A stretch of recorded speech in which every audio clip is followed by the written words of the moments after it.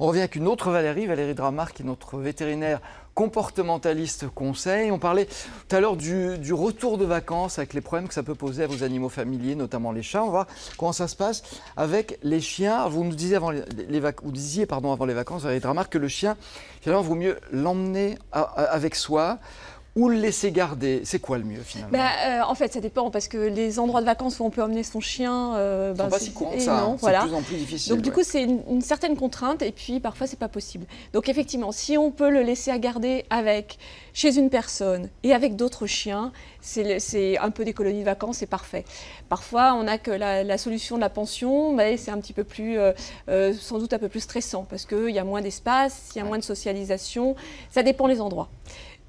S'il était gardé en chenil, par exemple, est-ce qu'il est content de revoir ses maîtres? Forcément, c'est la fête. Ah ouais, généralement. Il n'a pas pu se faire des amis encore meilleurs que ses maîtres dans le chenil. Oh, vraiment, c'est rare qu'un chien fasse la tête au retour de ses maîtres. Généralement, voilà, ils sont vraiment contents de retrouver. Ils sont particulièrement sociaux, les chiens. Ils sont attachés au territoire, mais vraiment, l'affection, il y a vraiment des êtres d'attachement prioritaires, on va dire.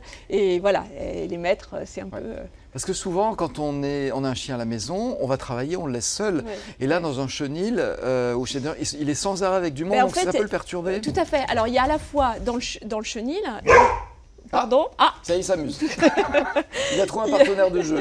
Il y a à la fois dans le chenil où il ne sera jamais seul, et puis ou alors s'il est avec ses maîtres en vacances, en randonnée tout le temps, par exemple, et à ce moment-là, il sera 24 heures sur 24 avec ses maîtres. Oui. Et le retour, c'est le travail. Alors justement, quand on a été avec ses maîtres en vacances, donc avec des maîtres détendus, peut-être plus accueillants, plus ouverts que d'habitude, qu'on a navigué dans de grands espaces, enfin navigué dans tous les sens du terme parfois, qu'on revient à la maison, soit en appartement, soit dans un tout petit jardin, là aussi il peut y avoir de la déprime. Oui, tout à fait. En fait, ce qui crée le problème, c'est souvent la rupture de rythme.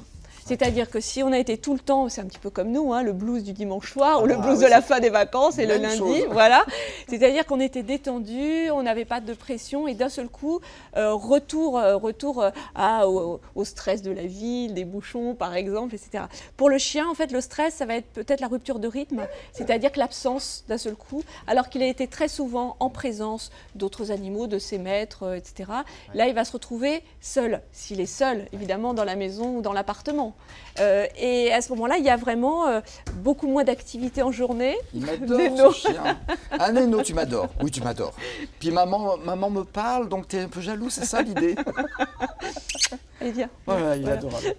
Et à ce moment-là, si la rupture est très brutale, si on n'a pas progressivement réhabitué le chien à rester un petit peu seul, les premiers jours de la rentrée vont être difficiles peut-être et parfois avec de l'anxiété quand le chien reste seul, c'est-à-dire peut-être aboyer, faire pipi, gratter les issues, etc. Parce que oui, c'est un signe en fait, c'est un appel au secours parce que voilà, la situation ne lui va plus, il a connu mieux et il veut revenir à ce qui était mieux. Il peut être en manque d'activité ou manque affectif aussi ou s'ennuyer comme on pourrait le dire. Donc voilà. Est-ce qu'il connaît la rancœur? Est-ce qu'il peut vous en vouloir de lui avoir fait vivre la vie de château pendant quelques semaines et de le condamner à revenir à la maison où là il est moins heureux? À la fois ils peuvent un petit peu nous en vouloir, mais de choses plutôt on va dire dans l'instant ou dans les proches journées. Pas de tu m'as emmené en vacances, mais etc. Pas des choses si complexes, je pense. Mais tout ça, ça reste une interprétation. Hein. Oui, l'intelligence animale, c'est un domaine on en découvre tous les jours. On en découvre tous les jours, voilà. Donc du coup, mais a priori, c'est pas de la rancœur de cet ordre-là. Alors comment on le fait sortir de sa déprime? Est-ce que c'est comme pour les chats? On lui donne des petites friandises, on améliore le quotidien pour lui montrer que voilà, on tient à lui? Oui, on améliore le quotidien, c'est-à-dire que si déjà avant la rentrée, on l'aura réhabitué à rester un petit peu seul déjà, et puis quand on va reprendre l'activité, le matin et en soirée, on le sort peut-être un peu plus que d'habitude, un peu plus que la routine, c'est-à-dire pour vraiment compenser qu'il y ait des bons moments où il se lâche, on va dire, où il a de l'activité physique, et puis des moments où il pourra se reposer justement quand les propriétaires seront au travail. Oui, alors parlons des mauvaises habitudes.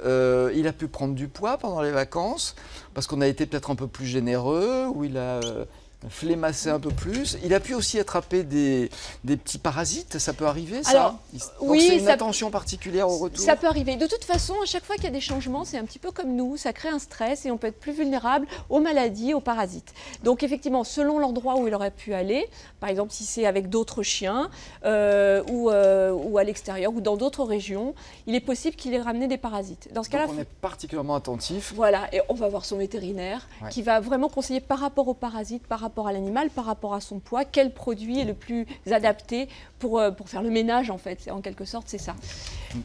Oui, pardon. et j'ai oublié l'autre question, on parlait parasites. Ah ben on en parlera la prochaine fois parce qu'on est un petit peu en retard en tout cas. Mais c'est vrai qu'il nous perturbe parce qu'il est tellement adorable. Je voulais signaler quand même, vous avez écrit plusieurs, vous êtes une librairie ou une bibliothèque à vous toute seule. Si vous voulez en savoir plus, c'est important sur le comportement du chat, comprendre et agir. Donc par Valérie Dramart, c'est chez Ulmer. Et le comportement du chien aussi, avec 2 ouvrages spécialisés pour le coup, pour les personnes qui ont soit un Jack Russell, soit un berger australien. Voilà des conseils particulièrement adaptés. Avec des petites vidéos. Voilà, il y a plein de choses. Merci beaucoup Valérie Merci Dramart.